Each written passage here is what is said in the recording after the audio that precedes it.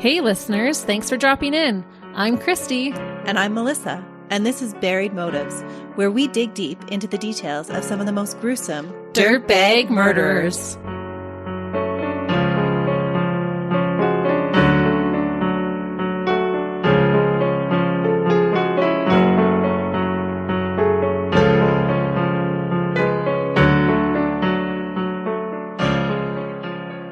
Hey listeners. Welcome back to Buried Motives. Thank you for joining us today. I am excited today because I'm going to be talking about a sordid love affair. So you're bringing us some drama this St. Patrick's Day. It is going to be a little bit of drama and a little bit of gossip and a little bit of betrayal that all led to murder today. Ooh, so Melissa is spilling the tea. Get ready. That's right. And because it's St. Patrick's Day coming up, I've been researching a case from the Emerald Isle. It is a case that took Ireland by storm, and to date is the longest running murder trial in the history of this country. This case is especially fitting for St. Patrick's Day because, just like a little leprechaun, today's dirtbag thought they were clever enough to trick everyone, thinking that they had hidden the treasured truth. In the end, I think it was this dirtbag's overconfidence in their own plan that would lead to their demise. Oh, that is going to be interesting. So he's going to get his just comeuppance. The dirtbag will get their just comeuppance. Oh, does that mean it's a she? No. Oh, it's a leprechaun for realsies? Yes! Are all leprechauns male, or can there be female ones? I don't know. There would have to be a female one to have a baby one, maybe. They're baby leprechauns. In my world, yeah? Okay. Or do they just, poof into existence? I've never really thought about the history of a leprechaun. They are magical creatures, so they might just poof. We're recording at night, you guys. Just be warned. I have to admit, I haven't really thought that deeply about the existence of leprechauns before. It is a fun holiday to celebrate. Especially for the kids. I make green pancakes every year. There's lots of fun family activities. And today's case, we're going to be talking about mainly one respectable family with a long history in the county of Tipperary. Tipperary County is a beautiful area in Ireland, known for its lush, rolling pasture land, making it perfect for farming. Oh, sounds beautiful. It does sound very idyllic. Ireland is a place that I've always wanted to visit, and it sounds like the Golden Vale, where the Lowry family had farmed for generations, is a beautiful place. It was a really desirable piece of land. An area that's not only rich in topsoil for growing crops and maintaining herds of cattle and horses, but underneath that rich topsoil was a wealth of gravel and rock for additional income. Ooh. Yeah, it was like this family had their own little pot of gold. Because of their fertile land, their hard work ethic, and savvy business skills, the Lowry family did very well for themselves. Like most rural farmers, their way of life wasn't just their source of income, but it was who they were. In 1993, Martin Lowry inherited his family's farm from his father. He was the oldest boy of a family of 8 children born to John and Rita Lowry. Martin was a hard worker and a devoted farmer. After his father's passing, his mother had no doubt about his loyalties to the family or the legacy that his father had left him. It wasn't long before the farm, under Martin's care, became even more prosperous, and he was able to expand the farm's lands and holdings.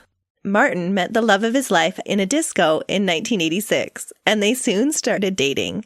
Mary Quigley was born on May 25th, 1966, on a very small farm in the Newport area of Tipperary, to Michael and Annie Quigley. She was said to be the perfect complement to Martin.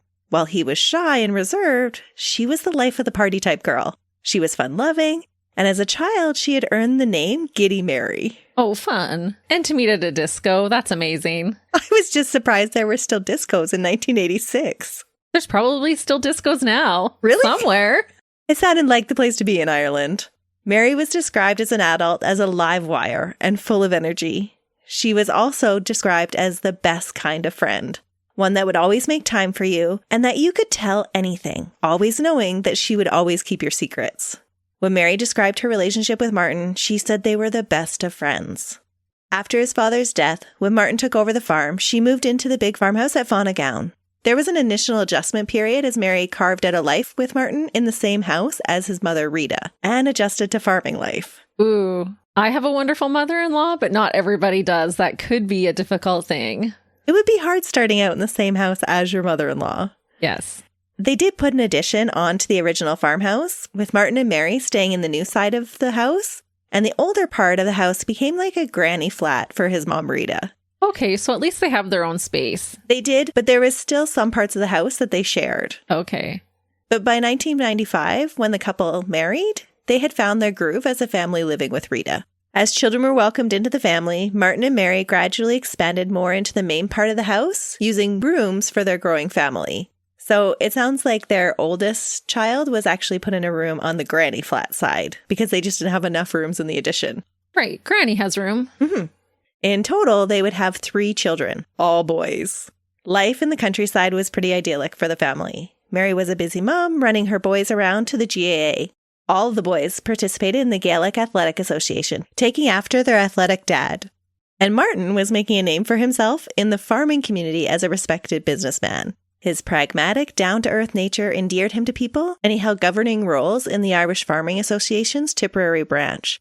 And he had actually won a farming scholarship to tour Latvia and Lithuania to learn about different farming techniques. Well, that's super cool. It is.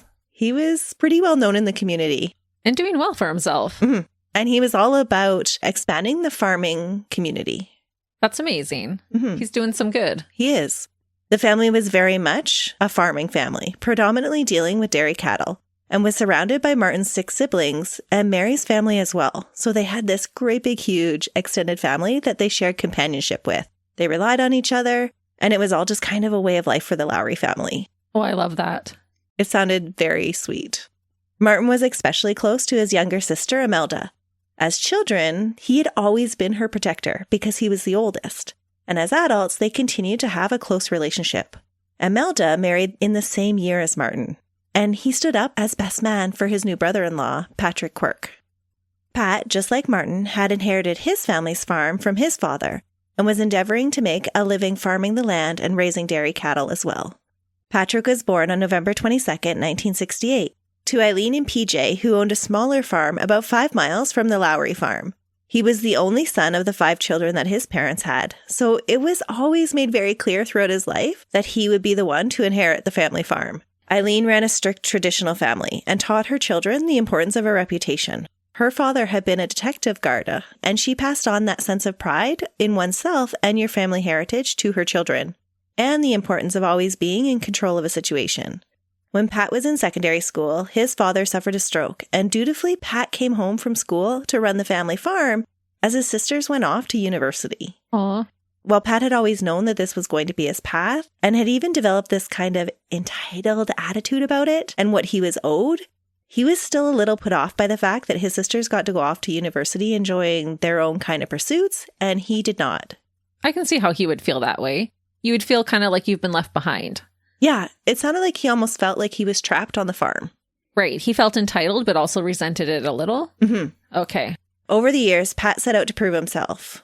And I think this kind of led into his animosity towards his sisters, that they had went on to pursue bigger things than he felt like he had been able to. So he made it like his life's goal to prove himself to everybody. And he was really successful at it. A fact that he freely liked to flaunt with his one-upping manner. No one likes a one-upper. Exactly. And while Pat was charismatic and he could work a crowd, he didn't have very many close friends. In 1989, though, he earned his farming certificate and began to build his evolving reputation as a shrewd farmer in his dealings and rarely let emotions get in the way of business and money. He had a knack for ensuring situations and decisions were always made in his favor. Pat wasn't afraid to take an initial risk in order to receive the reward playing the long game. He was the type of person that was always working one agenda or another, and because of this, he was able to maneuver himself into several leadership positions in the farming community as well. In 1993, the same year that Martin had taken over his family's farm, Pat took over the care of his family's farm, prior to his father's death. Pat and Imelda were childhood sweethearts, and from their mid-teens were the closest of friends, sharing similar interests. Both were strongly competitive and had a strong drive to prove themselves as the best. Both were also quiet in nature and were more likely to sit on the outside of crowded gatherings than in the thick of it. They sound like a perfect match. It does really sound like that. A local farmer would actually comment on their relationship, saying that all they knew was each other. They just revolved around each other. The two were married on September 2nd, 1995, just prior to Martin and Mary getting married. Oh, so they're kind of mirroring each other's lives. They are. Now related by marriage, the two men increased their farming abilities by sharing equipment and resources, and a natural relationship developed between Imelda and Mary. The two women were often in each other's company. Imelda and Pat also had 3 boys, and Mary and Imelda shared the same responsibilities, taking care of their children and supporting their farming husbands. They both had a flair for fashion and enjoyed getting their hair done. They even had similar looks, both choosing similar hairstyles and colors. Imelda was said to be the more glamorous one, though, who sought designer brands and was the more serious and competitive of the two, especially on the tennis court.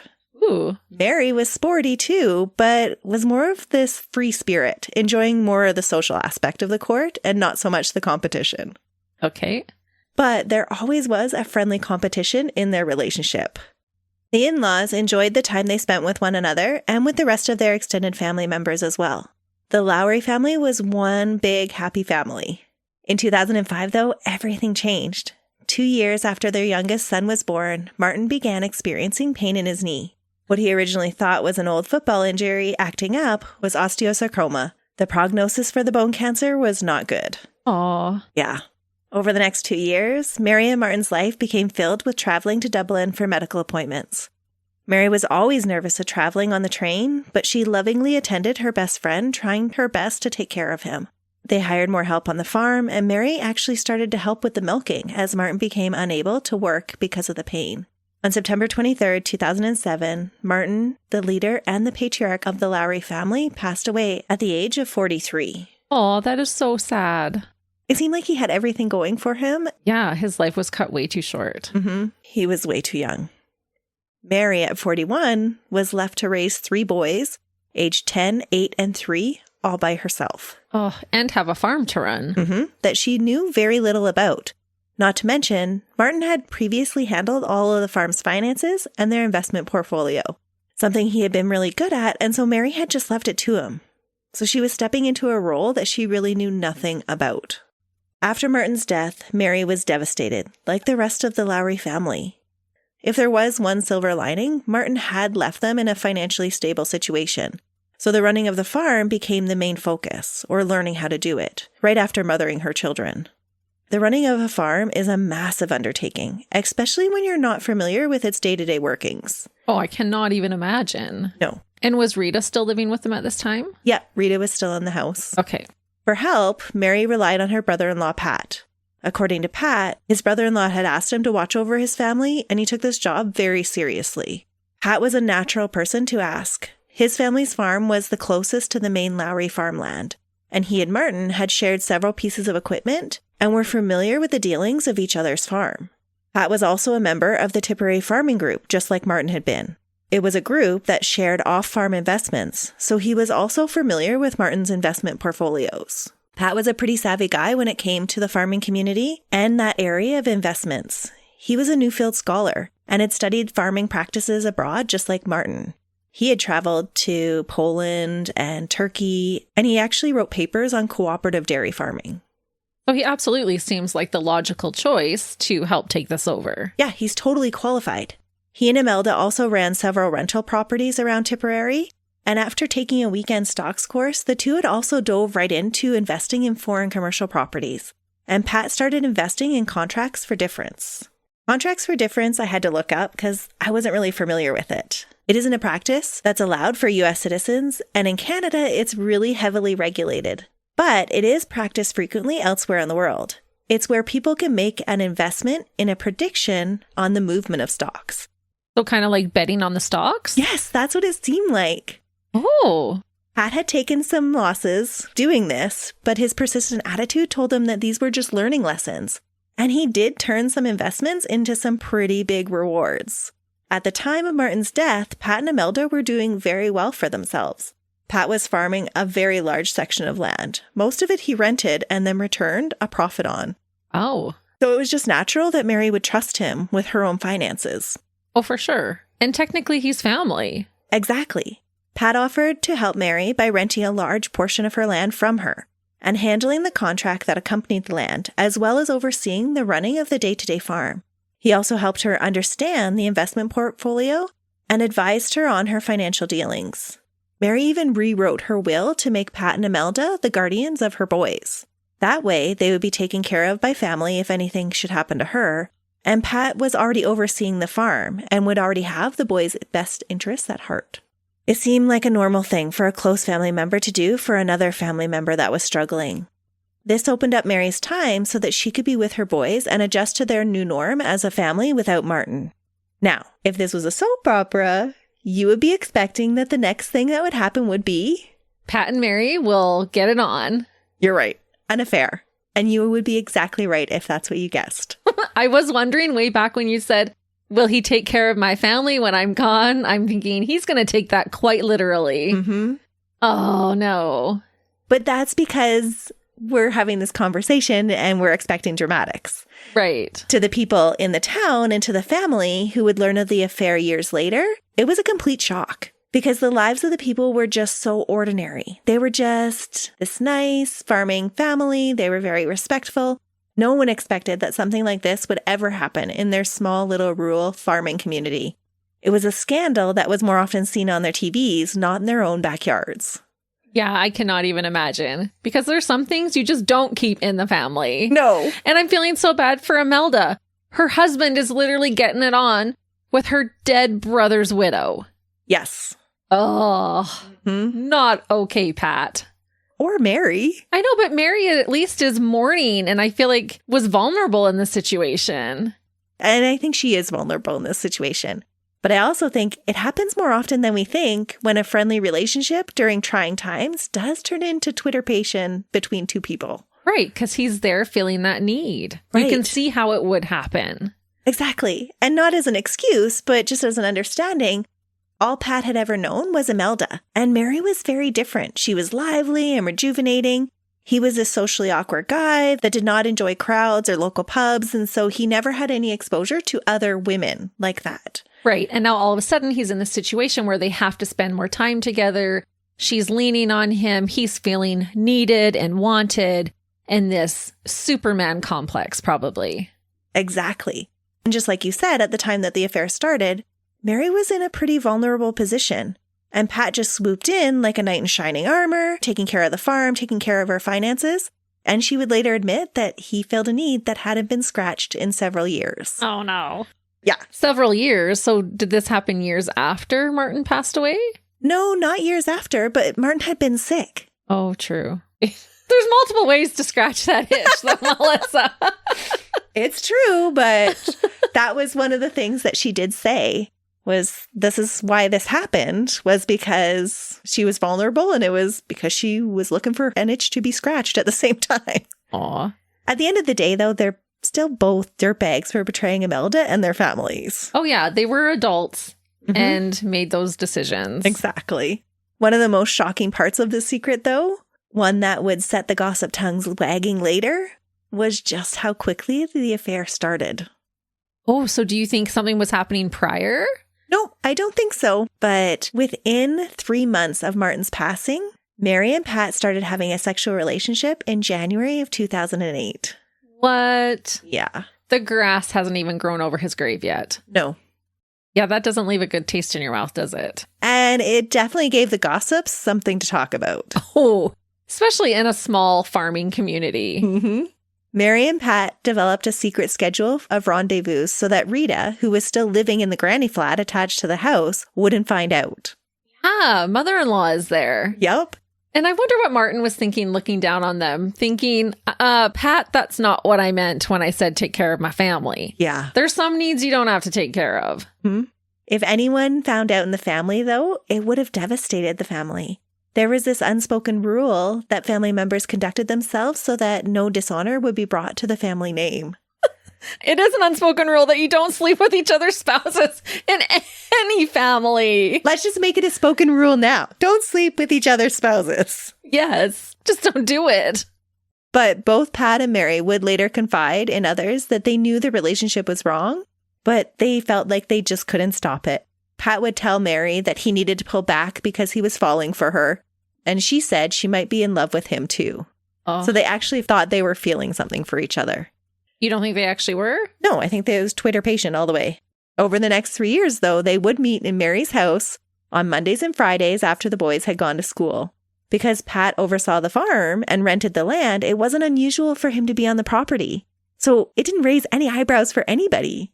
No, it wouldn't. No. Surprisingly, they even found ways to sneak away for weekend trips to fancy hotels and attended dances together. Are you kidding? No, I don't know how you do that, but they figured out a way. Pat would say that he was away on farming duties or attending some conference, and Mary would explain that she just needed some time away from her stressful life. And did she have Imelda watch the kids while she was gone away with her husband? Well, I never read that it was actually Imelda that watched the kids, but it was family members that watched the kids while she was away. Holy moly, pudding and pie. Yeah. There were some people that said they noticed the two had grown closer, but it was never brought up at the time. Some preferred to give their family members the benefit of the doubt, not believing that they would have an affair. Others said that they turned a blind eye to the suspicious activity because of what it might have meant to the family's reputation. And I don't think you would want to believe that they were sleeping together. You might just think, oh, Pat is helping Mary out. They're becoming closer. They're family. Yeah, and some said that they just couldn't bring themselves to believe that they would do that. Yeah, you wouldn't want to. No. As the twitterpation of the new relationship, though, wore off, Mary became more and more conscientious of the guilt she felt over the affair, and she decided to call things off. The relationship between the two had become toxic in her eyes. Mary said Pat wanted to be around all the time and began to be very controlling of her time. He wanted to know where she was, and he made Mary feel claustrophobic. Mary tried to end the affair and said she wanted to come clean, but Pat would tell her that the family would turn against her. He would ask her how she could really do that to him after all he had done for her, guilting her back to bed. So this went on for a little bit of time, where Mary was feeling really guilty about it and trying to break things off, and Pat would then, in turn, make her feel guilty for trying to break things off. So he's manipulating and gaslighting her when he was the one who swooped in on a mourning widow. Yes, he's not above manipulating somebody. No. The exact timing of when the relationship ended is up for debate. Mary says she ended it in the summer of 2010, and Pat said it didn't end until December of 2010 when Mary had taken up with a new man. In August of 2010, Mary had gone out for the night dancing with a friend in their glad rags at the Times Hotel. What's a glad rag? Glad rags is Irish slang for your good clothes. Oh, glad your fancy rags. Clothes. Oh, yeah. your happy clothes. That's right. Okay. I loved it. I had to throw in a little bit of Irish slang. Absolutely. It was at the hotel that she met Bobby Ryan. Bobby was born on December 11th, 1959, to Nettie and Ellen, or Nellie, in Cashel. Nettie and Ellen raised their 7 children on a modest means of a lorry driver's wage. They were regarded by the community as hardworking and honest, and regularly attended Mass. The Ryans were well known and liked by all, and Bobby was described as happy and kind. Bobby met his first wife, Mary Ryan. Yes, she had the same last name as him, but they weren't related. At a bar called The Rag, just outside of Thurles. And she has the name of Mary. So now that he's with Mary, he doesn't have to worry about saying the wrong name. Well, just wait, because Mary is a frequent theme in Bobby's life. Oh, gee. The two were married in 1986, and 4 months later, their first child was born.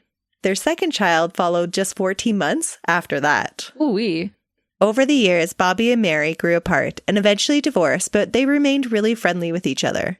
When he met Mary Lowry, Bobby was a 51-year-old that worked at the local quarry driving trucks during the day, but was more well known for what he got up to in the evenings. Oh, no. It's not anything like that, Christy. Okay. I'm like, where's he getting tips from? Well, he did get tips. Bobby was a popular DJ that went by the stage name Mr. Moonlight. He sounds like the funnest guy. Like Mary, Bobby loved music, and the two hit it off almost instantly. Mary, under Bobby's influence, became Giddy Mary again and told friends that she was mad about him. The two seemed to have so much fun together. When Mary started bringing Bobby around in February of 2011 to meet the Lowry family, they were all happy for her. To their knowledge, she had spent the last 3 years as a grieving widow all alone. So they all thought that it was about time that she started to see somebody. Man, if only they knew. Yeah. And I'm sure everyone except for Pat were happy about it. Yeah, Pat was not happy at all. Because by Pat's account, it was in December when he learned about Bobby at a family gathering. He overheard Mary telling a relative that she had been out with him the night before, and he still considered them in a relationship. Oh, please. You're cheating on your wife. It doesn't count. Mm-hmm. You don't get to be upset, Pat. But Pat did say the next time that he and Mary were in bed together, after sex, he snuck a peek at Mary's phone. And that's when he found the incriminating text between her and Bobby. After deleting all of Bobby's replies, he typed a message of his own telling Bobby that Mary hadn't been honest with him, that she was in a relationship with him and had been for the past 3 years. It wasn't long before Bobby rang Mary. Pat picked up the phone and told Bobby, sorry, he was the man. Oh, what a little snake. Mary came back into the room at that time and caught on to what Pat had just done and was furious. Mary's version of events was that the two had broken up in the summer and that in December, the two were in her kitchen, not the bedroom, and that Pat had grabbed her phone when Bobby's name flashed on the screen. Oh. Both of them agree, though, that they did have a very heated argument that day and that Pat took off with Mary's phone.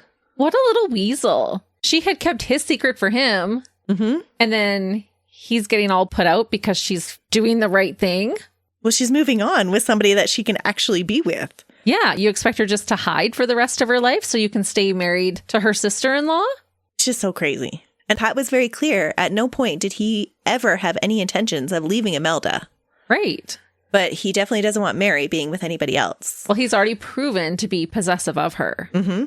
A very confused Bobby said that he had received a random call from Pat warning him to stay away from Mary because she was with him. Oh, gross. For Mary, it did take some explaining and fessing up to Bobby, but she and Bobby did continue on with their casual relationship after this awkward confrontation. Yeah. I mean, it is what it is. Mm-hmm. But Bobby had thought that he was her first after Martin. Like, he thought he was really special, and then he finds out she's been shacking up with Pat for the last 3 years. But that's not something you want to go out and tell everybody. No, it's not at all. It wouldn't have been something she was proud of. No. Bobby was a big softie, and he did see Mary's side of the story, and he forgave her. Yeah. Bobby was actually pretty chill about the whole situation. He actually asked to meet Pat face to face so that he could help Pat move on because he said he could sympathize with his situation. Really? Yeah. Bobby was pretty torn up after his marriage broke up. And so he felt like Pat may have been feeling similar feelings that he went through when his marriage broke up. Right. So he's like, let's just meet. We'll talk to him and hopefully help him through this time. Because even if they broke up in the summer, this is still pretty fresh. Because Right. we're just 6 months later. Mm-hmm. On January 5th, Pat met Mary and Bobby at the Hayes Hotel in Thurles. The three talked for an hour, and at the end, all felt like it had gone well. Pat would later tell people that he had been unexpectedly impressed with Bobby, and that he was happy to have the chance to let Bobby know he wasn't a monster, saying, quote, he didn't see me as someone who had it in for him. Bobby later told a friend that he had been able to get through to Pat that night and let him know that Mary and he were both consenting adults and that they were able to carry on as they saw fit. Yeah, and I'm sorry, but you're married and have kids, bro. Go home. Mm-hmm. He said he encouraged Pat to get some help because he knew where he was coming from, but he told him in no uncertain terms that if Pat continued to harass them, that Bobby would go to Imelda. Bobby felt that he had made his point well, and now the three could just move on. Pat wasn't as ready to just move on as Bobby thought, and he definitely wasn't ready to forgive Mary for her betrayal after he had done so much for her. Ugh. In January, Mary returned home to find Pat inside her front porch. So she had 2 doors going into the house. There was a front porch, and then she had another front door, Okay. and he was in between those 2 front doors on her porch. When she asked him how he had gotten in, he said that she had left the door unlocked, but she didn't think she had. But she didn't argue with him. She just asked him to leave. Later, still feeling really uncomfortable, she actually asked her brother to replace the locks on her house. On January 20th, the 2 couples just somehow ended up sitting right behind each other at a concert. No way. It was supposedly a coincidence. But when the 2 women were out getting drinks, Pat issued another warning to Bobby saying, stay away from Mary. Well, he's out at this concert with his wife. Yes. Oh my gosh, get over yourself.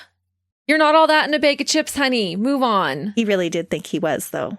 And he has always felt like he has to prove more, be more, wants more. Mm-hmm.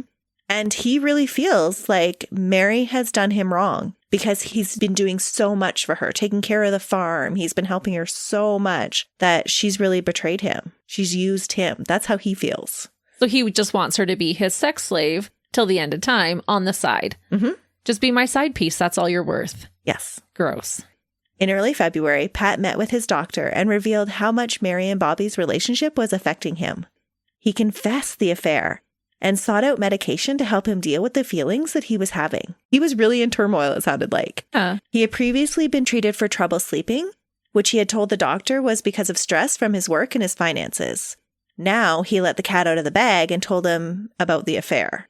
Pat was seeking a stronger prescription because the previous sleeping pills just weren't helping him. During the appointment, he said he was quite hurt and upset that Mary had started seeing somebody else. I wonder what that doctor thought. Because if it's a small rural area, he probably knows them all. Oh, I'm sure he did. But he couldn't say anything. No. He just prescribed some antidepressants that also had a sedative effect and sent Pat on his merry way. And he would have had to be like all professional about it. Like, oh, how would you hold that in? What? You do, Christy. You just hold it in when people tell you crazy things. You act like it's the most normal thing in the world. Not when you tell me crazy things, I react. Yeah, but when you're the professional, you can't. No, that's true. And you don't tell me things like this. Yeah. That's not happening in your life. Pat began to send Mary texts and said that he was very upset, but he was giving up on their relationship and that he felt like driving his car into a ditch. Mary felt sympathy for him and committed to be more friendly during their meetings at the farm because they still ran into each other because he's still running her farm. But he's being compensated financially or no? No, it didn't sound like that. They had made an arrangement that he would actually rent the land from her. So she doesn't actually have any farm holdings anymore. She's renting everything out to him. Okay. So he's getting all the profit from it. Okay. So it's not like she's taking advantage of him. No, it didn't sound like that. Okay. But friendly was not what Pat wanted, even though he had said that. On February 4th, the day after he met with his doctor, Pat contacted the South Tipperary Social Work Department and made a complaint against Mary's parenting, claiming that she had been negligent and leaving the boys at home at night with no one to care for them so that she could go out with men. No, he did not. He did. He complained that she had, quote, lost the run of herself. What? Pat claimed that others in the family had noticed the same thing, but they were all too afraid to come forward because they feared Mary's repercussions. What a freaking dirtbag. Those poor boys have already lost their father. And now he wants to risk them losing their mother, who is a good mom to them. Yeah. His call launched a formal investigation. Oh. And Mary was served notice of it on Valentine's Day. What a sweetheart. Oh, this makes me so angry, Melissa. You don't mess with the kids. No. He's got kids of his own. He should know better. Yeah. Those kids have been through enough. But I think his motive was that the investigation was public knowledge, and it cast a shadow on Mary's reputation. And so the people of the town started looking at her differently. Social services never found anything, but they also wouldn't reveal who had made the accusations against her. But Mary knew it was Pat, and she accused him right to his face.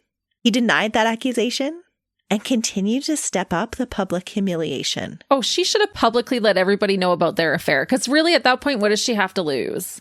She didn't, though. She kept it a secret. Sorry, I'm not the bigger person. I would have let everyone know at that point in time. And that he's bullying me after the fact. Yeah. Oh, I hate this guy. Wait till what he does next. Taking a page right out of his mom's lesson book, Pat's next step was to write a letter to the Sunday Independent's Aunt Agony advice column. Pat's mom, in the past, had actually called the local radio station and aired the Quirke family's dirty laundry for all to hear. On live air, she vented about how her son was treating her poorly. Meaning him? Yeah. Pat had refused to provide her with certain conditions and financial support that were agreed to upon him inheriting the family's farm. Pat's mom had asked to keep the rights to the original farmhouse on the farmland. He could have everything else, but she wanted her house. It was where she had lived, and Pat and Imelda had since built a new home on the property, so he didn't need it. In the wake of his father's stroke, his parents hadn't looked over the contract, trusting their son for whatever he had written up in it. The house transfer into his mother's name was never written on the contract. Pat believed that it was his right as the oldest son to own everything. He also didn't believe it was his responsibility to continue to help support his mother past her 10-year retirement plan because that also hadn't been written into the contract. When Pat refused to budge on the issue, his mom took the situation to radio to rat him out. Good. Yeah. He deserved it. He did. But remember, I told you he was a very shrewd businessman. Nothing came between him and making money. Even though Pat's mom had humiliated him by doing so, Pat took a page right out of her book and sent a letter to the newspaper. Oh. And I'm sorry, she didn't take anything that you earned. You got this because your father died. It was a gift. Well, it was even before his father died. It was when his father had a stroke. Right. And they had just trusted him. What a donkey.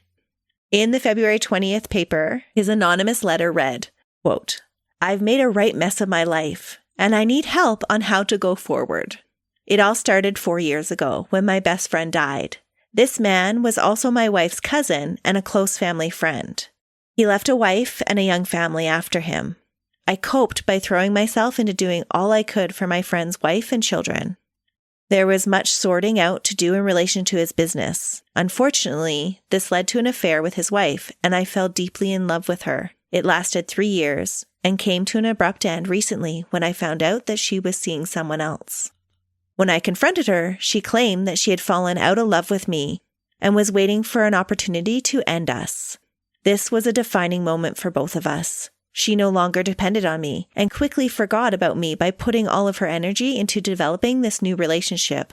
This man promised everything that I couldn't. She introduced him to everyone in the family, including my wife, and they were all delighted that she had found love again. My problem is that I am brokenhearted and angry at how well things have worked out for her. Despite her lying and cheating on me, we meet on a constant basis as we have a business connection as well as the family connection. She refuses to discuss our affair and says that it's in the past. She has confessed it to her new lover, while I have no closure and am forced to carry this dark secret alone. I now feel a tremendous amount of grief and shame for a lost love, and am possibly suffering postponed grief for a dead friend, all in silence. I know I have done wrong and let my wife down badly. I contemplated telling her, but feel it would do nothing to relieve my burden, while it would devastate her. I have been diagnosed with depression, but none of the medication is working. My wife has been a tremendous support and loves me deeply. Ironically, this makes things worse. Unfortunately, while I love my wife, I'm not in love with her. I'm still in love with my ex, even though I accept that the affair is over. I wish I wasn't. And I wish I could transfer the feelings I have for her back to my wife. How do I begin to rebuild my life?" Boo freaking who? That was pretty much Aunt Agony's response. I just had such a wave of emotions. I was biting my tongue, you guys, as Melissa read that. He is so self-centered.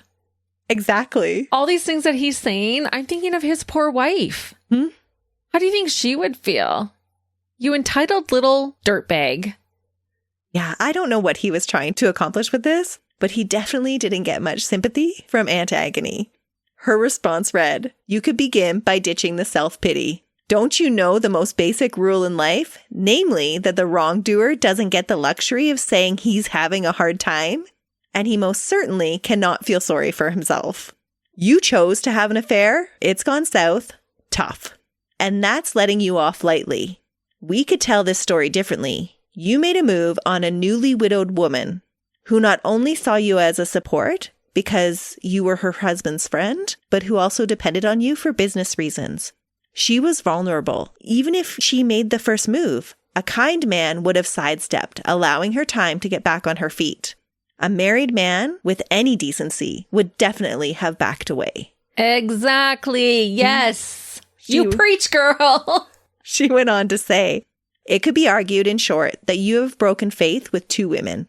Not to mention the fact that all of this is effectively happening within a family. So very definitely in your own backyard. Not nice. There's something else you apparently don't understand. As her married lover, you have no claim on this woman at all. She didn't cheat on you. She simply found someone else, just as you have hung on to someone else, namely your wife. The really troubling thing is that you are so self-absorbed, not to mention the fact that even now, you're failing to take responsibility for your own actions. You say you unfortunately had an affair as if it were entirely beyond your control.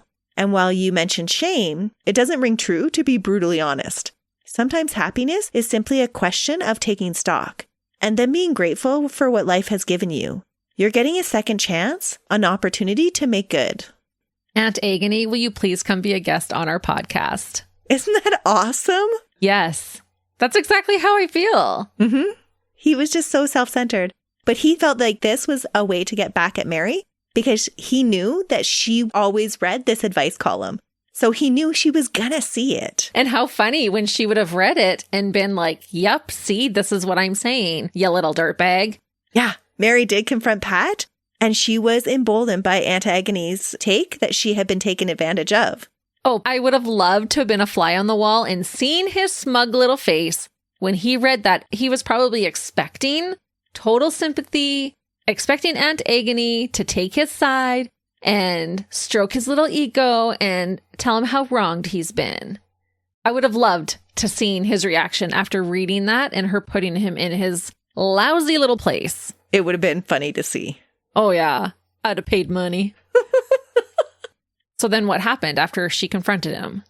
Well, she demanded to know if Imelda had seen the letter, and he told her that he had removed it from the newspaper before she got to it.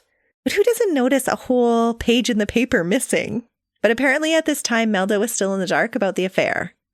Mary and Bobby continued with their relationship, but they chose not to flaunt their relationship in front of everybody, meaning Pat. And that would be hard for Mary too. Like, how do you just go on, even after the fact, knowing what you've done to your husband's sister? That would be really hard not to come clean. It would be, because it's not just her sister-in-law, but it was her friend. And they've raised their kids together and built all these family memories. Mm-hmm. Their families were really entwined. Mary did try to move on, though. She made it a goal to tell Rita about her relationship with Bobby personally out of respect to her. But for Rita, she would think, okay, it's been almost 4 years since my son has passed. I would think you would want to see your daughter-in-law happy. Oh, Rita was perfectly fine with her starting a new relationship, as most of the family was. Yeah. But just out of respect, Mary felt like she needed to do that. She wanted to do things right this time. And I think it was probably because of her guilt, because she had done it so wrong the first time. Right. But like the columnist said, she was in a vulnerable state and he totally did take advantage. Mm-hmm. She still was an adult and made those adult choices, but I do feel for her. Mm-hmm. And it went on for so long. She had lots of time to get out of it. Yeah, and that's where she kind of gave the excuse of, well, Pat kept guilting her back into it. Yeah, but for 3 years, you can see like, oops, it happened. We got taken away in the moment. We were both hurting. But 3 years, that is a different story. Well, and it wasn't like, oh, it just happened again. They had regularly set dates where they knew they could get away with it. It was scheduled into their calendar. Yes. Yeah. But this time around, Mary was going to be a lot more careful. Because of the boys, when Bobby would come around to the house and when he would spend the night, she would make him park on the far side of the house so that his vehicle wasn't visible to the rest of the farm. And he always made sure to leave before the boys got up. So she's being much more careful. Yeah.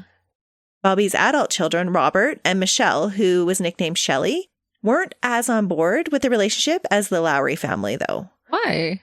Well, Bobby had taken the breakup with his first wife, Mary, pretty hard. And he had confided in his daughter about this time in his life that had been very, very dark. And he had actually had suicidal feelings. Michelle was protective of her dad. And there were things about his new girlfriend that raised some alarm bells for her.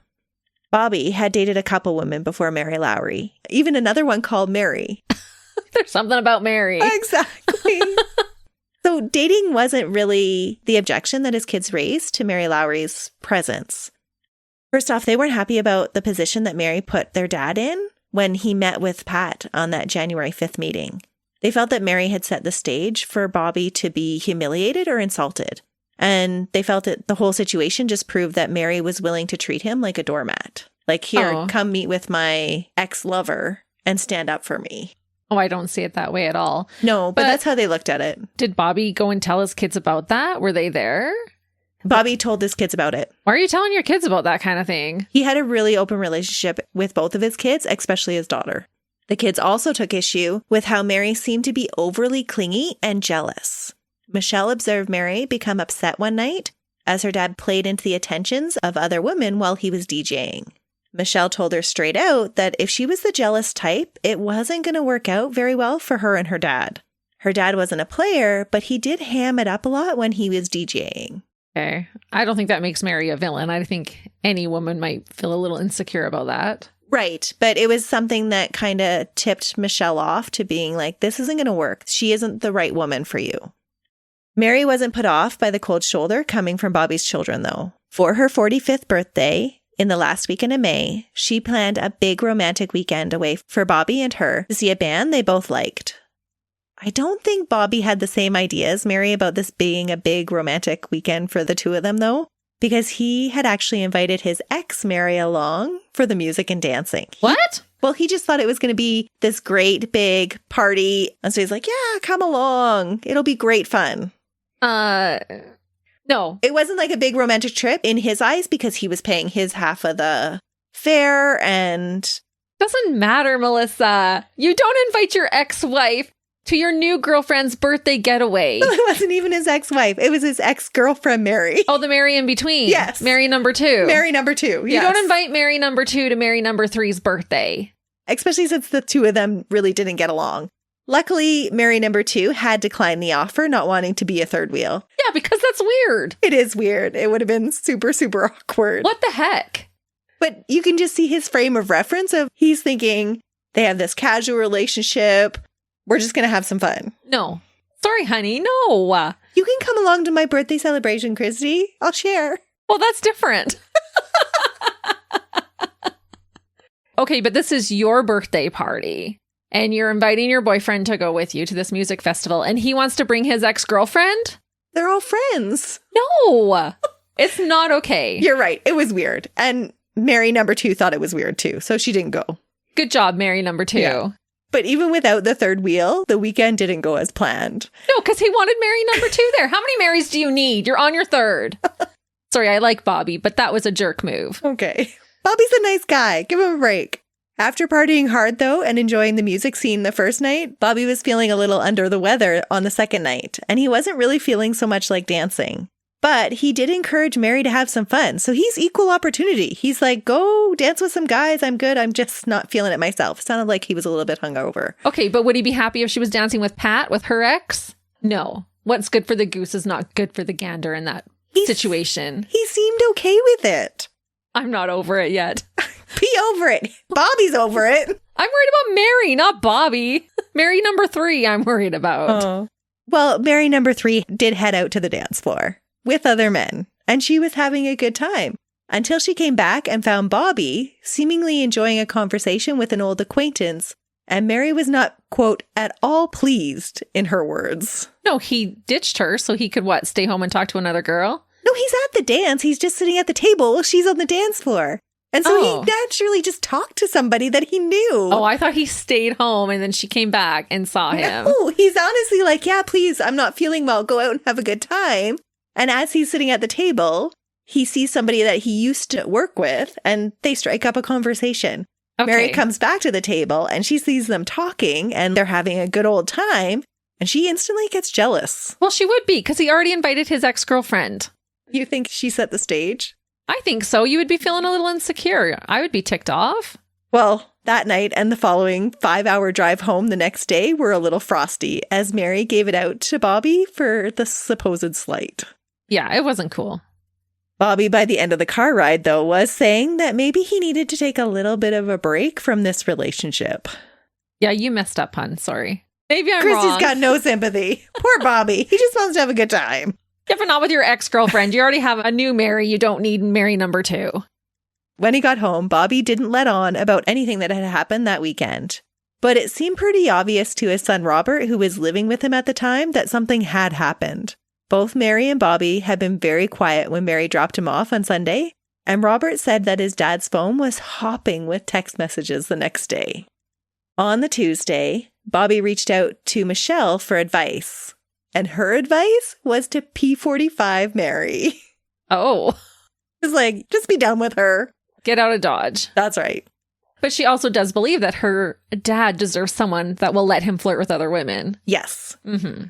Because that's just part of his persona. He's Mr. Moonlight, Christy. No. Christy's got no time for men like that. No. On Thursday, June 2nd, Bobby returned home from work around 5:30. It was Robert's birthday, and Robert was out for the night with his friends. So Bobby spent most of the evening at home with Robert's partner, Leanne, and Bobby's granddaughter, Amy. While playing with Amy and watching some evening soaps, Bobby's phone kept going off. Bobby was talking to two Marys that night. What? Yes. Mary Lowry had texted him, or Mary number 3 had texted him twice, and he was also in conversation with Mary Glashan. Or Mary number 2, his girlfriend from before Mary Lowry. See, it wasn't an innocent little just come and have fun. Well, maybe. He still hung up on her. Maybe, because the two had tentatively arranged to meet that night after she got off of work. Was I right? Or was I right? You can think you were right. I'm not right? Yes, you're right. Okay. Around 9 p.m., Bobby announced to Leanne that, quote, I better go across and see what's wrong with her. Then he left in his Mr. Moonlight van filled with his DJ equipment and made the 30-minute trip over to Fonagowan. Later, at 10 p.m., when Mary Glashan, or Mary number 2, texted to say that she was home, Bobby never responded. Late that next morning, Bobby's boss from the quarry contacted the family to see what had happened to Bobby. It was unlike him not to show up for work. Oh. Bobby was a reliable guy. Someone killed Bobby? Hmm? No. Huh. I'm angry at Bobby, but I liked Bobby. I kept trying to tell you, he was a good guy. Yeah, he was just making bad choices. He was making fun choices, Christy. Trying to hook up with your ex is not just a fun choice. But he was kind of over his new love. He had said they were good and they wanted to take a break. That's what they had decided on the way home. He's like, you just spent 5 hours yelling at me? I think we're done. We can take a little bit of time. It was an official breakup? Well, I don't think Mary thought it was an official breakup. Yeah. Either way, that morning, Robert hadn't thought much of his dad not coming home the night before or in the early morning to retrieve his work boots and his lunchbox. He and Leanne just figured that Bobby had slept over at Mary's and gotten a late start, so they assumed that he had headed straight to work. It better not have been Mary number 3 or I'm going to be upset. She better not have gone crying to Pat and then he murdered him. Stop. Or I'm going to be like super mad. Stop guessing, Christy. Keep guessing, actually, because I have theories. If she did, we're friends off, Mary. I don't know if it's because it's late, but I'm invested in this. Just let me tell the case, Christy. That's usually my role. Jump into conclusions. So that's usually me. Melissa, just let me talk. Oh, that's funny. So Robert and Leanne, they didn't think too much of Bobby not showing back up at the house. They had figured he had slept the night at Mary's. He had done that before. Mary number 2. Mary number 3. Oh, they didn't know he was going to go meet Mary number 2. No, he had told Leanne, Mary number 3, Mary Lowry, is freaking out. I need to go see across and see what's going on with her. Okay. So Leanne knew that he was going to Mary Lowry's house. Okay. But he had plans to hook up with Mary number 2. Right. And he never did. Okay. He never returned her text. Now with the call, though, from Bobby's boss, Bobby's absence didn't look so innocent. When Robert and Michelle tried to get a hold of their father, they received no response. Because they were always in such close contact with their father, this set off alarm bells for both of them. Oh, yeah. Michelle started searching immediately with her aunt and called around to local hospitals. Robert had sent a text to Bobby's phone at 10:44, but it was never received by Bobby's phone. The last signal sent by Bobby's phone was around 10:30 that morning. Michelle called Mary, and the two arranged to meet at the Tipperary town station to make a missing persons report. But before Mary even had left her house, Robert was pulling into her farmyard. There were some tense words passed between the two of them when Mary asked if he had checked the lakes. According to Robert, during this interaction, Mary had come out of the house saying, quote, we didn't have a fight, and that Mary was very upset over the disappearance of his father and tried to keep insinuating that his dad had killed himself. And he had kept on firing back that that's just all lies. Like, why are you telling me to go check a lake? Yeah, that's odd. It did seem odd to Robert at the time, but unknown to his son, Bobby did have a past history of depression and suicidal thoughts. And this would play on both Mary and Michelle's mind after he disappeared. He had never told his son about his dark time after his wife left, but he had been honest about it with Mary and Michelle. Both Mary and Michelle would tell the Garda about his history of depression, And this would hamper the first part of the investigation. Because when Michelle made the missing persons report to the Garda, Bobby was classified as a high-risk individual because of his past mental health history. Michelle called Mary back, and Mary suggested that Michelle come over to her house because she wanted to calm her down. They met, interestingly, at Mary number 2's house. What? Yeah, it's all a small town. And Mary number 3, or Mary Lowry, meets Michelle there to check and see if Bobby was there. And they decide that it would be best if Michelle just jumps in with Mary to go back to Fonagowan because she didn't know the way to the farm. Okay. During the drive, Michelle had this foreboding feeling that her dad was in the woods. And she kept saying this out loud as Mary's driving. Mary said that this is why she missed the turnoff to her own farm, and instead drove to the Banisha Woods just 2 kilometers away from Fonagowan, which wasn't where they initially planned to go. Bobby's silver van with his Mr. Moonlight advertising on the side of it was found in the parking lot of the trail entrance into this woods. The van was just sitting there. It was unlocked with no keys anywhere, and all of Bobby's expensive DJ equipment was in the back. What? And the van had been left in gear. Without thinking, Michelle climbed into the driver's seat and began looking for clues to where her dad had gone. She would later tell police that when she climbed in, she noticed that the seat was not in its usual position, and neither was the rearview mirror, because both she and her dad regularly drive the van, and they both use the same position. So as soon as she got in, she knew it was not in the right position. It was easy for her to recognize that.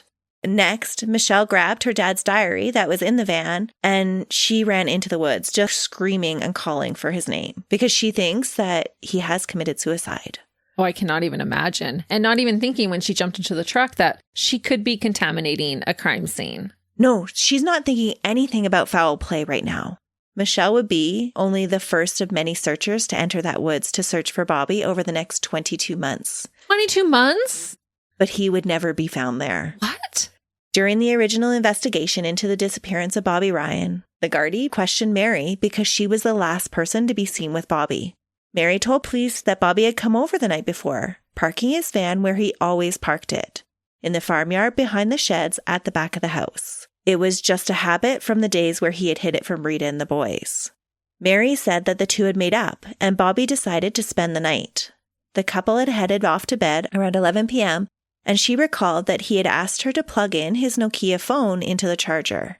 The next morning, Bobby had gotten up to his 6 a.m. alarm, as he normally did, and got dressed in his clothes from the night before, a navy tracksuit with a white stripe, a polo shirt, and a heavy navy jumper along with his white runners. She said he left the house around 6:30. Mary said that when Bobby left that morning, she had listened for the sound of his van going over the cattle grate on the driveway. Her bedroom window had been open because of the warm weather, and she could clearly hear noises from out in the farmyard. She said that it was her custom to listen to Bobby's van leaving the house because it would mean he had gotten away safely unseen. Which I have to question, because just because you hear his van go over the grate doesn't mean that somebody hasn't seen him. I could just see it being a comfort thing. Like, okay, I know he's left. Right. Nobody has confronted him in the yard. There's been no altercation. Yes. But it doesn't mean that her boys didn't see them from their window or something like that. No, but if she hasn't heard her boys stir and she can hear that he's gone, I can see how that would bring her some peace of mind. Okay. Logically or not. Right. That morning, she said that there was a delay in hearing the van cross the grates. The timing that she gave changed during different interviews. At first, the delay was just a couple of minutes. Later, she speculated that it had been around 10 minutes.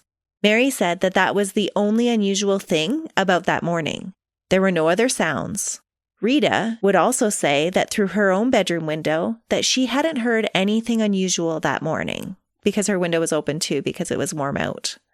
Mary told police that she got up and got the boys ready for school, and around 8:30 she saw Pat in his Jeep passing up the driveway, which she thought was odd because he usually wasn't at her farm until 10 a.m. Police questioned Pat because Mary said that he was on the farm that morning, and because they eventually did learn about the affair after several lies were told. But other than arriving late at a meeting about one of his failing investments at 8:45 the evening before, Pat's alibi all checked out. He had left the meeting around 11:30 and returned home to Imelda, who was still awake when he arrived home, and they discussed their plans for leaving the next day for a weekend away. That day, June 2nd, was Imelda's birthday, and Pat had surprised her with tickets for a weekend away in the 5-star Heritage Hotel to celebrate.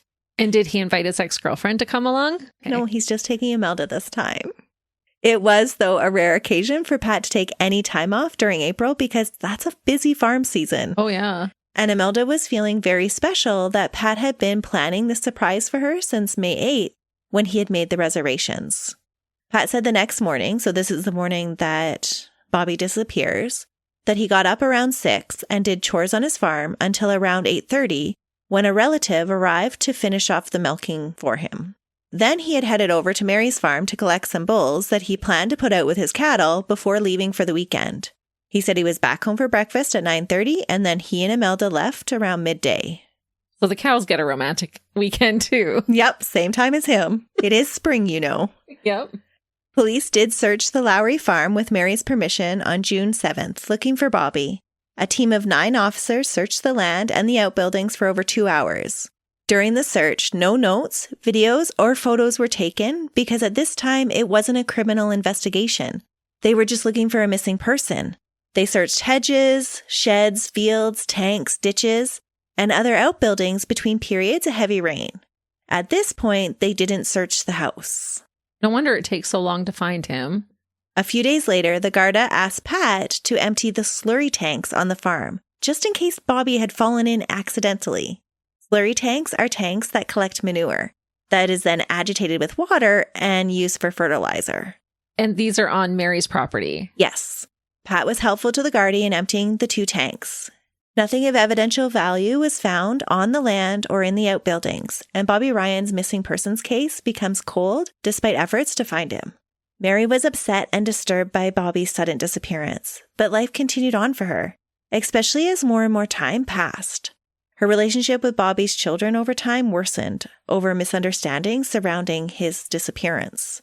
In an effort to find their dad, Robert and Michelle put up missing posters everywhere, including down Mary's road.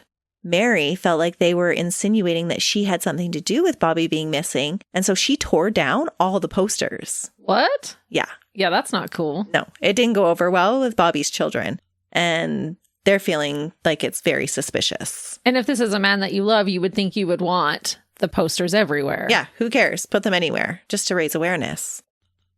With Bobby out of the picture, Pat moved back into focus. According to Mary, Pat began to pester her nonstop after Bobby disappeared, and she eventually gave in and the two spent a few weekends together. There is some debate about how many weekends away and just what happened during those weekends. Pat says they carried on their sexual relationships just as before, and Mary says that they didn't, that she had a lot to drink just to get through those weekends. But both agreed that it just wasn't the same, and so it didn't continue past a few weekends. So Mary went away with him for the weekend and says she didn't have sex with him and had to drink just to get through it, but still went away with him willingly? Yeah, and went away with him willingly the next time. There is one weekend away that would later come into considerable question. In September of 2011, just a few months after Bobby's disappearance, Pat says the two enjoyed a romantic weekend that Mary had no recollection of at the Cliff House Hotel. Mary would never admit to ever going there. What? And that was after police presented her with a booking confirmation sent to her personal email and a printout from her bank account showing a payment to the hotel dated September 8th, 2011. Mary is adamant to this day that she did not take up with Pat again after Bobby's disappearance and provided another reason for the phantom hotel stay. Pat was stalking her and meddling with her bank account. Well, he did have access to all her stuff. Mm-hmm. She says when she refused Pat's advances after Bobby's disappearance, Pat's obsession with her increased and grew even worse when she started dating a new man. Pat tried to use the threat of telling Imelda about the affair in March of 2012, but Mary pretty much called his bluff. When she assumed that he had followed through on the threat, Mary placed a card on Imelda's doormat that stated only, "Sorry." Oh, that backfired. It totally backfired. Good. Because Imelda now is questioning, what the heck does this mean? Yeah. Even though he hadn't come clean to his wife, the affair was no longer a secret. And the local town gossips' tongues were sent wagging as the shocking news of the affair became public knowledge. Oh, that would blow their minds. Pat had assumed that Imelda didn't know anything about the affair until she received that note, because she had never said anything about it to him. And he said their relationship hadn't changed, according to him. They still had sex frequently, so there was no reason for her to suspect anything. But now that everyone knew, all because of Mary, reputations and lives were ruined. Imelda tore up the card and never spoke to Mary again. Oh. She did stand by Pat, which shocked a lot of people. What? Mm-hmm. That is shocking. He was her best friend, though. And so she was able to forgive him, but she blamed it all on Mary. Yeah, that's a crappy best friend. Yeah, it is. I just can't help but think, poor Imelda. And if that was not enough heartache to deal with, Pat and Imelda's middle son, Alan, was killed later that summer during a terrible accident. No. Yeah. On August 8, 2012, Pat, while moving a trailer with his Jeep, ran over his own son, trapping him under the wheels of the trailer. Melissa. I know, it's awful, but unfortunately it's not an uncommon farming accident. The poor little boy had been playing between the Jeep and the trailer, not recognizing the danger, and Pat had pulled forward. When he felt the resistance, he thought it was just one of the boy's balls in the yard, and so he continued to pull forward. Oh. He was rushed to hospital, but later died. Everyone says that people grieve differently, and that was definitely true of Pat.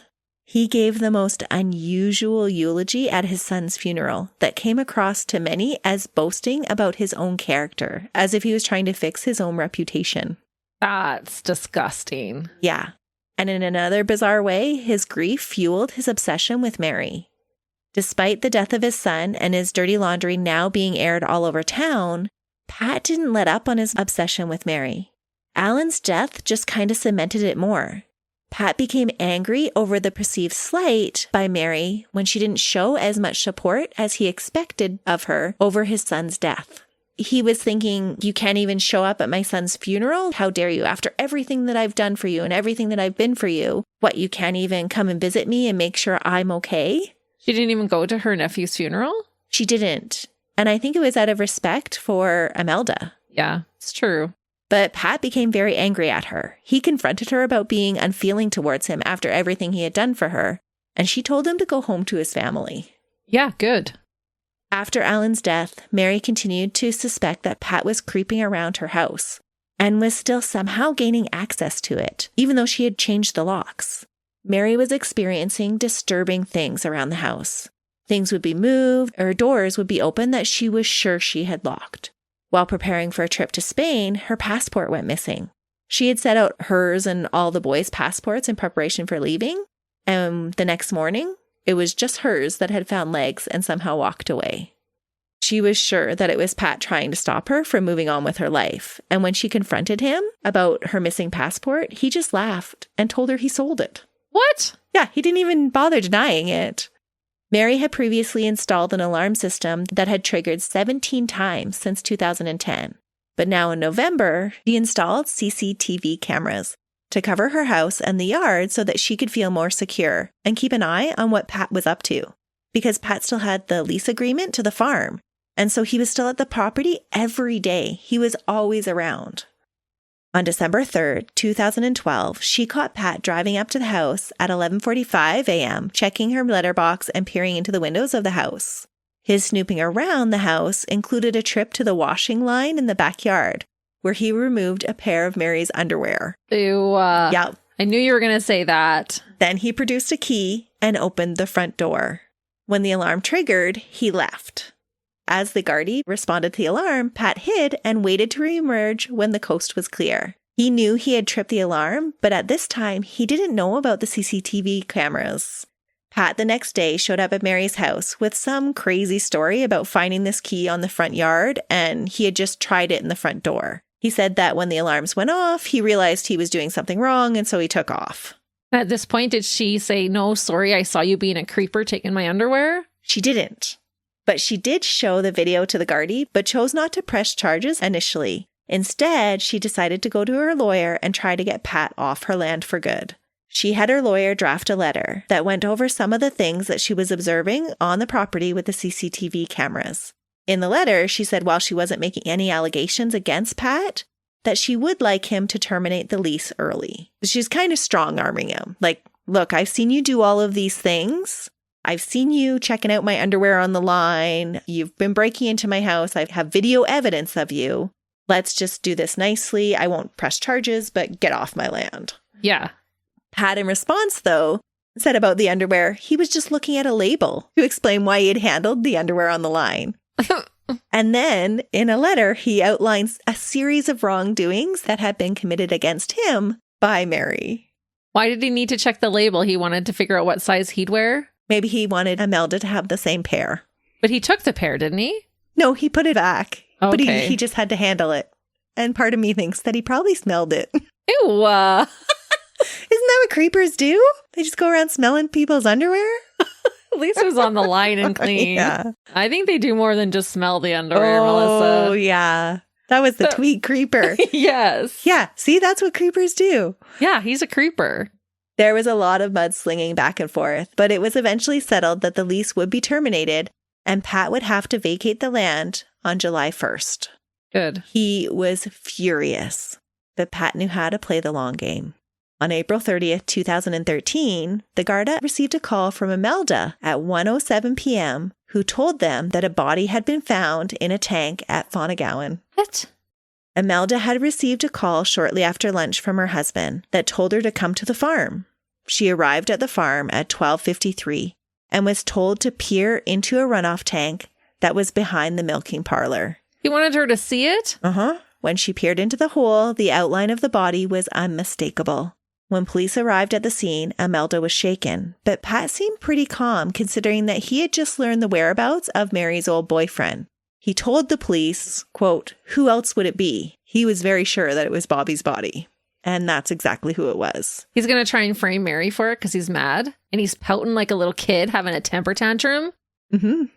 Bobby Ryan had finally been found 22 months after disappearing. He had been dumped into a supposedly forgotten about tank that collected water and feces from the slated floors in the milking parlor and had been left there to rot.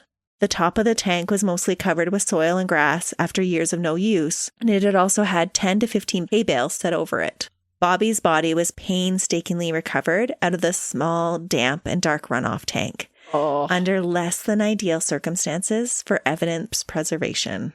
Oh, it would have been a cesspool. Oh, it would have been so nasty. I can't even imagine how they did this. They called in the fire department. They had to be in full hazmat suits with oxygen tanks. They can't even move properly, and they're in an enclosed area that only has a little opening in it. That's terrible. And what a degrading end for someone. Oh, so degrading. Especially when, during the removal process, one of his arms was dislocated because the body was so severely decomposed. Oh, yeah. While making the hole big enough for the extraction process, pieces of concrete fell into the tank. So the amount of evidence that they collect is very little. Bobby's body was pulled from its awful concrete tomb completely naked, with only his watch on his left wrist. His children had gathered at the gates of the farm that was now taped off with police tape, but they were watching from afar as all this was happening. That's terrible. The autopsy would reveal that he had died of blunt force trauma. Bobby had suffered blows to the face and the side of his head and had multiple fractures of his skull over his eye sockets and cheekbones on both sides. He had several rib fractures and his right femur was fractured. Oh, that takes a lot of force. It does. That's the strongest bone in your body.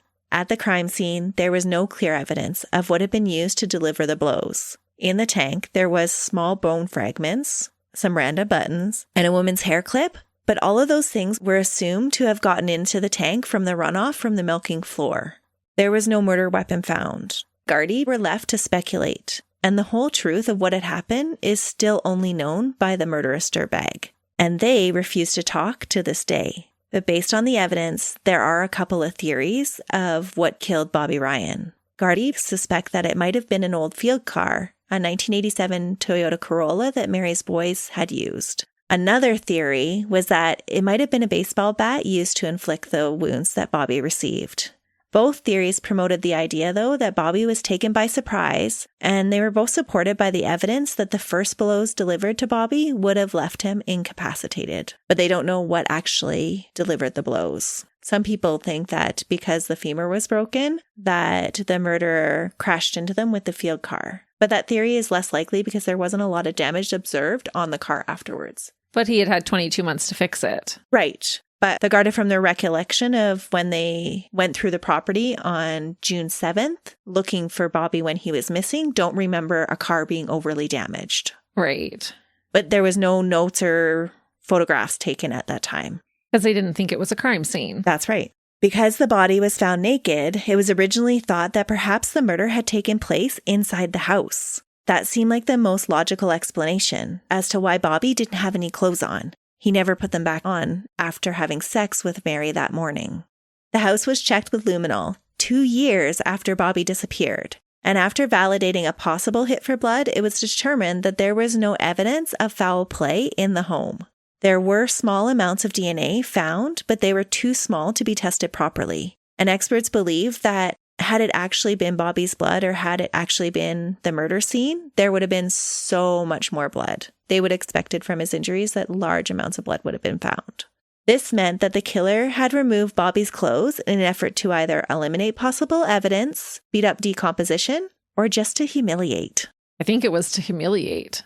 I think it might have been a combination of all three. There was very little evidence to work with. Bobby's clothes, his shoes, his keys, his cell phone were never found. The van had been sat in and things had been removed from it, and it had been 2 years since he disappeared. One of the only physical things collected was a single blowfly collected from Bobby's body, which I found so ironic and also very sad at the same time. Bobby suffered from entophobia. He had an irrational fear of insects. Aww. So the fact that there were insects on his body, I just found so sad. The presence of this fly, though, indicated that the body had been exposed to elements around 10 to 11 days prior to the body being discovered. Oh. But because there was no other insect exposure, it was believed that the body had been placed in the tank shortly after the murder and sealed off. The timeline that the blowfly presented is very interesting because it meant that somebody had opened the tank just a little over a week prior to Bobby's body being found. Oh, I love this science. Mm-hmm. It's disgusting, but so cool. Yeah, it's amazing what they can determine. Garda had always been suspicious of Pat's story about finding the body. There were just so many inconsistencies about how he had found it. First, when the Garda showed up, his hands were perfectly clean. He was supposedly spreading slurry on the fields, but he was in clean clothing. His hands weren't dirty. Like, if you know a farmer, their hands are dirty, and he was not at all. Plus, when they looked into it, Pat normally had somebody else do this job for him. He wasn't usually the guy that did the dirty work. Yeah, especially with the slurry. Mm-hmm. The slurry that he was supposedly spreading still had a crust on top of it and showed that it hadn't been agitated at all. And he never confirmed that the extra water he would need to spread the slurry was in this tank where the body was found. Pat's story had been that he'd opened the tank to get water out to spread the slurry, but he didn't know that this tank would even hold that water. April usually isn't the normal timeline for even fertilizing fields. It's usually done way earlier in Ireland. And when police did a field simulation of the tank, they found that the tank couldn't hold water to begin with. It acted like a sieve. So there was never any water in the tank. Oh, he's lying. Hmm? The field simulation also showed that Pat couldn't have seen the body from the way he described to Gardaí that he had first peered into the tank. He described it to the Gardaí, saying that he had just cracked the lid a little bit with a shovel and shoved his water tank hose down. And then when he wasn't getting any water, he looked down the hose, and that's when he saw the body and he noticed it was naked, and he was telling them all these details. And when they recreated the situation, there was no way that he could have seen those details through that small hole. Right. So he's a dumb dirtbag. It's good that he's lying and they're going to catch him in this. Yeah. To the Gardaí, it had always been curious that Pat had called Imelda before he called them. Why would you want your wife to see something like that? When the Garda dug into Pat's story a little bit more, the morning of the disappearance, Mary did say when she saw him that Pat looked hot and sweaty and a little bothered looking. Pat was also running late the morning of the disappearance. An artificial insemination tech had planned a visit at his farm. They had a regular standing appointment, and she said it was very routine for her to visit around the same time of the morning. And usually when she visited, Pat was already cleaned up from his morning milking. Everything was done. She said the morning of the disappearance, when she got to his farm, he was still milking and that things weren't all cleaned up. So something had made him run late that morning. Yeah, murder. Mm-hmm. A farmhand that Pat had said was helping him that morning couldn't be sure that he had even been to the farm that morning. Pat, curiously, had arranged the hay bales to be placed over this secret tank, and he hadn't told the police about this tank in the first place. He had gladly showed them the other 2 slurry tanks. And hid this one under hay bales. Yes. And so sad, but he arranged to go away with Imelda on her birthday and left the day of the disappearance. Her birthday weekend away sounded like a sweet gesture by her husband trying to make up for things, but it was completely out of character for him to ever take her away. He was just wanting to get out of the area so that he wouldn't be suspected. Yes. He wouldn't be there for any repercussion. Yeah. Oh. And then they dug into Pat's finances. He had huge financial troubles and had just lost several sizable investments. And with Bobby coming into Mary's life, he was now going to lose control over her investment portfolio as well, and the really good deal on her land. There were so many reasons why the Gardaí had pegged Pat as the dirtbag, even though every time they questioned him, Pat highlighted Mary's unusual behaviors and her own motives. Well, and I don't put that past him. He already tried to get her kids taken away from her because his panties were in a knot. Yeah. Even though they didn't have anything concrete, they figured that they were on the right track. It took over 2 years before the state was satisfied that they had enough to arrest Pat. Over the next 2 years of the investigation, the Garda's razor focus on Pat uncovered that since Martin's death, Pat had been manipulating money out of Mary's healthy bank account using various methods. First off, he put her capital up for risky investments, and then made a deal with her that he would take 50% of the profit for handling the funds. Oh. Yeah. So if they weren't profitable, Mary lost everything. And if they were, Pat took 50% of it. So he was going to cash in with 0 risk.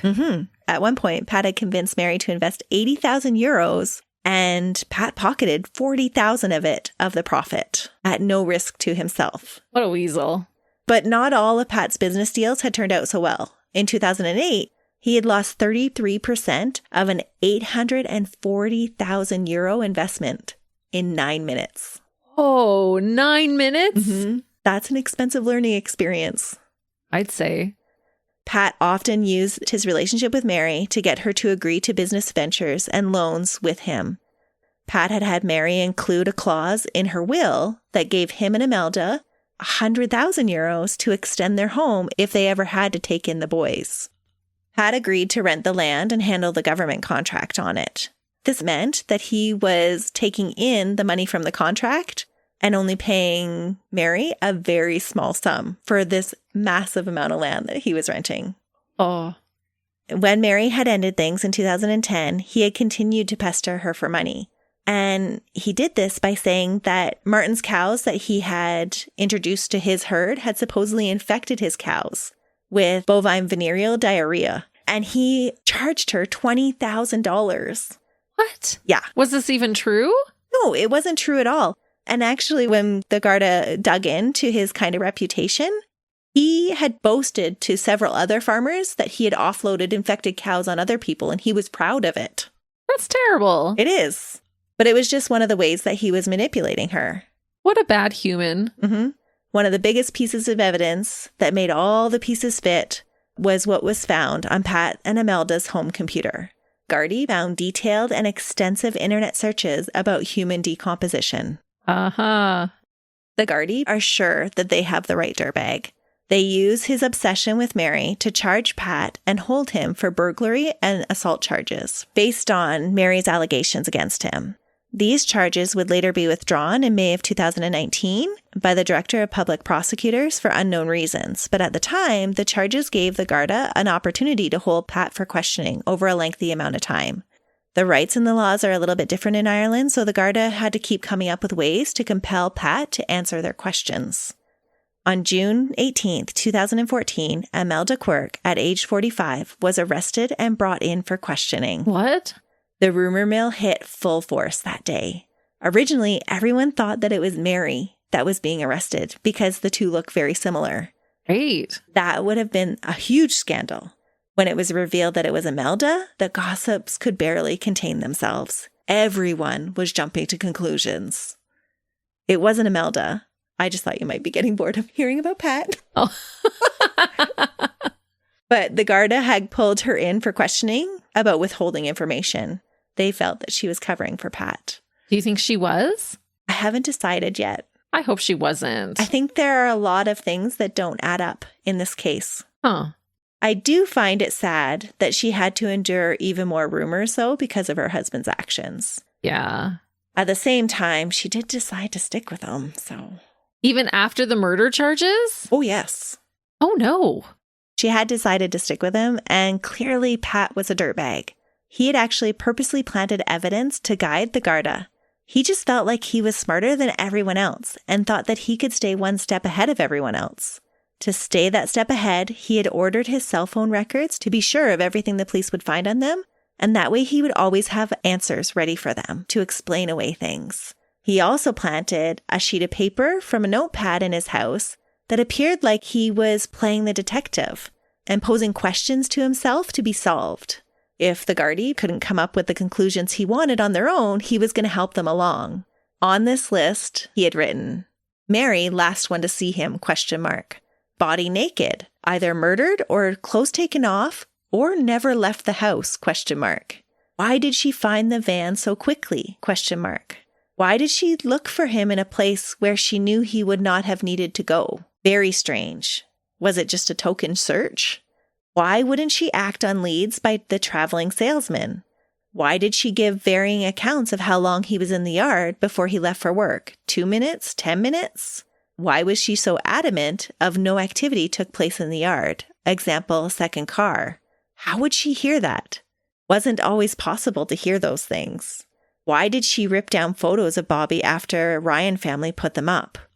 Why was she relieved at crime call? It was a rubbish program and no help to jog anybody's memory. Every question on the page pointed out inconsistencies in Mary's story and cast suspicion on her. But who would even sit and write all that down? Those are things you think in your head. Yeah, but he was playing the detective, or that's what he wanted it to appear like. It was all part of his grand scheme to have Mary convicted to get back at her for her betrayal, and so that he could remain in control of all of her assets. Pat didn't know at this point that Mary had changed her will and that the guardianship of the boys wouldn't be going to him and Imelda. Pat also didn't know that the Garda would be able to see more than was written on the top part of that notepad. Using electrostatics, the Garda were able to see things that had been written on the pages above the one they found. Yep. I love this science as well. It is so cool. On one side of the page, indentations revealed that someone had written, "What the Garda will know." 2 lines below that were written, "Murder, pos, in house." 4 lines below, location, quote. And further down the page, "Mary walk kids to school, ? The word yes with a circle around it. On line 16 of the page were found the words dispose of clothes, phone, and other evidence. On line 25, it read, quote, Mary had to see him, be with him. The document also noted Mary followed by something illegible. And finally, quote, Bobby stayed in yard, 2 minutes, 10 minutes. On the other side of the page were words, quote, agitate, need water, get load, blank, blank, blank, following Tuesday, and a person's name. Oh, he laid out his whole plan. Mm-hmm. That's pretty damning. It is. The dirtbag Pat had even tried to use his son's tragic death as an excuse of why he would be looking up information about decomposition. Ooh. When the guardie asked him, why are all these searches on your computer? He's like, well, you know, my son just died. Yeah, that's not normal behavior to try and search decomposition. And it would be different when you're buried properly. Yeah. That wasn't the reason at all, because the Garda would eventually put together a timeline with some of those searches being done prior to Alan's death. So it was clear that he was looking for information about what progression the body would be at. That just shows how low he was willing to stoop. Oh, absolutely. Pat was arrested the next day on June 19th for questioning in regards to the murder and subsequently let go. On June 17th, a full year later, Pat was arrested for questioning again, and that's when the Garda had enough to take the case to the DPP for them to decide if they would prosecute. Officially, Pat was charged and arrested on Tuesday, March 21st, 2017. Ironically, it was his plan to fool everyone and set up Mary that would get him caught. He thought he was smart enough to fool the Garda and pretend that he had just come across the body, and that Mary would be implicated for it. Instead, he led the Garda straight to the spot of his dirtiest secret. Luckily, Pat was an overconfident dirtbag, because I actually don't think that they would have ever found Bobby's body otherwise, had it not been for him showing them exactly where he was. Oh, there's no way they would have found it. No, so he could have just stayed quiet. In his effort to appear smarter, though, than everybody else, Pat had pointed the finger directly at himself. Good. Pat was able to post bail, and for the next 2 years remained at home with his wife just a short distance away from Fanagawan, where Bobby's body had been found. I don't understand how she stayed. It is very curious. I'm trying not to judge, but it's bewildering. Yeah. Mary and her boys would never actually return back to their house after the police told them to leave during the investigation. Instead, they just packed up and moved to an adjacent town. While awaiting his trial, Pat used his knowledge of finances to hide his assets in overseas property developments in Poland and Turkey, and was able to apply for legal aid so that his family's farm was not in jeopardy from his legal bills. That's just such an extra dirty move. It is, but I'm not surprised at all. The trial started in January of 2019 and was a complete spectacle, with one veteran clerk remarking, "Get your tickets, popcorn, anybody?" Oh, that's cheeky. It is so cheeky. The Irish media had run the case in the headlines with vigor, and everyone wanted to know what other secrets were going to be revealed. The case caught people's attention because the scandal involved just ordinary farming people, and it took the country by storm. People lined up early in the mornings to vie for a place in the gallery of the courtroom, some of them toting lawn chairs because usually there was only standing room left. Wow. As the prosecution presented its lengthy circumstantial case over 15 weeks, the longest trial in Ireland's history, it seemed like secret after secret was revealed. When Mary took the stand, it was like she was a movie star gracing the dock. She outlined her relationship with Pat, about how the seedy and sordid affair had started because she hadn't had a sexual relationship in many years, and how all of that had led to Pat having an obsession with her. At one point during the trial, voice recordings were submitted into evidence to show the level of obsession that Pat had. The voice recordings were found on Pat's computer, and he had somehow secretly recorded Mary in her bedroom. Some of the tapes were of the two of them, and others were of Mary and her new boyfriend, whom she met in 2012 after Bobby Ryan's disappearance. It would later be revealed that Pat had recorded many people without their knowledge. The prosecution used these recordings to speculate, although they couldn't prove it, that this is how Pat was aware that Bobby had stayed the night at Mary's house that night. Oh, what a perv. Imelda sat quietly listening to her sister-in-law tell all about their affair that had gone on right under her nose, and the level of her husband's obsession. She sat there as the advice column was read into evidence outlining how Pat loved her, but was actually in love with Mary. And then she would still go and collect his lunch for him and sit with him every day. Really? I don't know how she did it. The defense's case relied on continually pointing out how Mary's story conveniently pointed the finger away from her in Bobby's death. She had been the one with Bobby that morning and mysteriously just drove right to the spot that his van was parked. The defense also brought in witnesses to testify that it was Mary that had been acting strange after Bobby's disappearance, asking someone how the police would be able to tell if there was a body in the boot of a car. And they pointed out several times that Mary had lied about the affair and had been inconsistent with her recall of events. Her memory seemed to be very good at recalling things that made Pat look guilty, but was always drawing a blank when it came to something that might make her look guilty. To that, Mary replied, quote, "I have suffered under the hands of Patrick Quirke, and I can remember the things that he has done to me. Mary was absolutely feisty on the stand, giving it right back to the defense team every time they tried to cast shadows of guilt on her. But for all the shadows that were cast, after the lengthy trial of 71 days, it was Patrick James Quirke that was convicted of murder on the 1st of May 2019 by 6 men and 6 women. The decision wasn't unanimous, but it was enough. 10 of the 12 jury members believed that Pat had murdered Bobby Ryan. During the victim impact statements, Michelle purposely refused to say Pat's name and instead focused on describing her dad as simply, quote, wow, because he was such a wonderful, caring father and grandfather. From his seat, Pat showed no emotion as Michelle described the trauma that her family had been put through. Pat is imprisoned at Portlesia Prison in the C4 wing under prisoner number 107243, where he receives regular visits and calls from Imelda. He is considered an enhanced prisoner and spends his time working out in the gym, working in the kitchen, and making friends with drug dealers. An interesting choice given his greedy nature and his disregard for human life.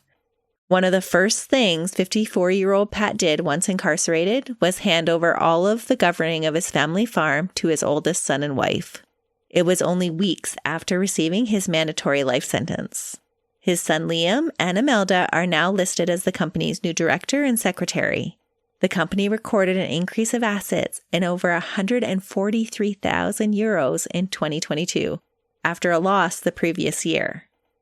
Thanks to Pat's most recent denied appeal, which was applied for using legal aid, even though they had made that much on the farm, he won't be seeing any of that money. In March 2023, a district court judge ruled that the Garda had unlawfully searched Pat's computer contents, and this had opened up an avenue for a retrial. What? Yeah, because they hadn't collected the correct warrant to go into the actual computer files to show those searches for decomposition. Thankfully, the Superior 7-judge court unanimously decided to dismiss the appeal in August of the same year. Oh, good. They rejected Pat's application for a retrial after finding a mistake in the warrant application was due to an honest inadvertence. And so they ruled that it was still a legal search. Yeah.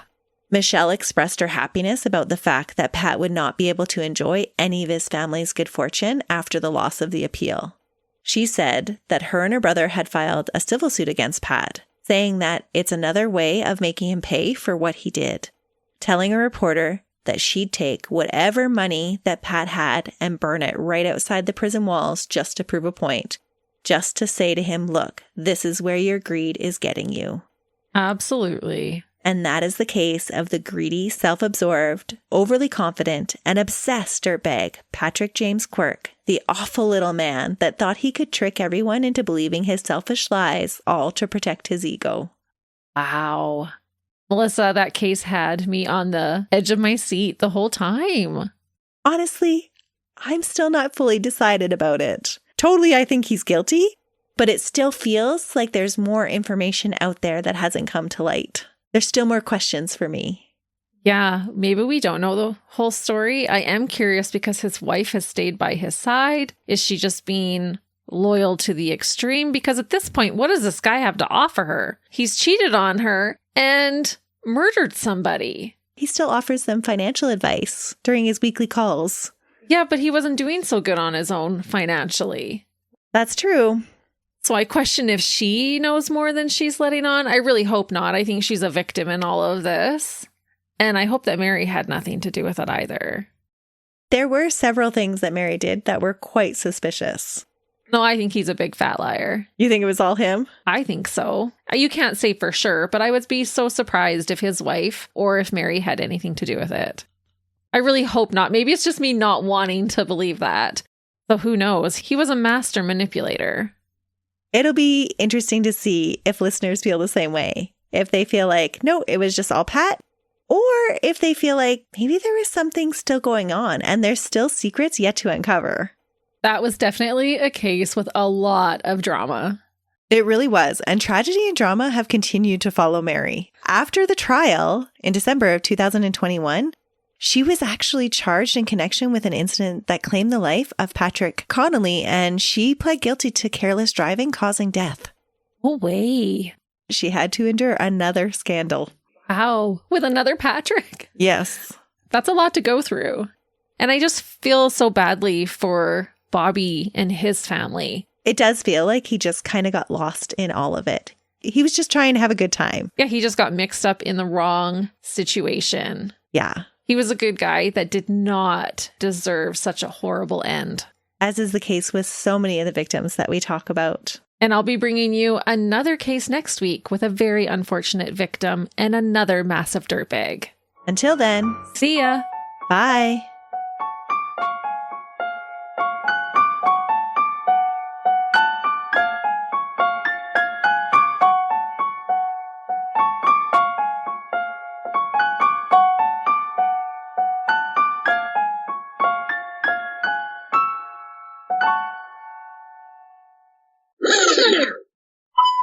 Definitely an area I want to visit.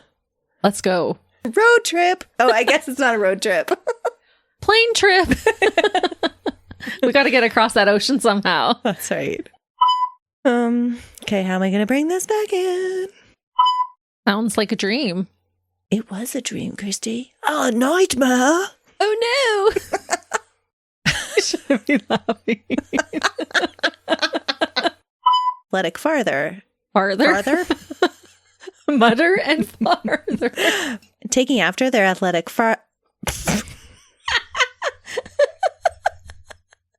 You last said that time it was mother, and this week it's father. And what I love is you were retrying that with such confidence. Like you were genuinely surprised by yourself that you didn't get it right. Oh. All right. Okay, we are just starting. This is going to be a long night. Are you done laughing? You're still giggling. I'm sorry. Okay. No. It clearly says 2005, but apparently I'm going to say it's the 19. Could she really do that to him after all he'd done to her, guilting her back into bed? Done to her? Not just for her? I did write to for her. He's doing lots of things to her. Yeah. Ace, it might have just been my brain. Oh, who knows what I would have my actually said. My brain might have been wanting to hear it the same, so. Oh, my mouth just says random things by itself. Just like the father. Or the farther. Someone shorter was in there. Actually, somebody taller. Taller? Mm-hmm. So it was Pat. Sorry. That's okay. I'm so invested in this one. But I have to say, isn't slurry a perfect word for slurry? Yes. It's a gross word. It is a gross word. Sorry, just was thinking that. That's okay. Nighttime recording sucks to edit. Okay. Another Patrick. What? Mm-hmm. Patrick 2? Father. Got it. Okay, straight face.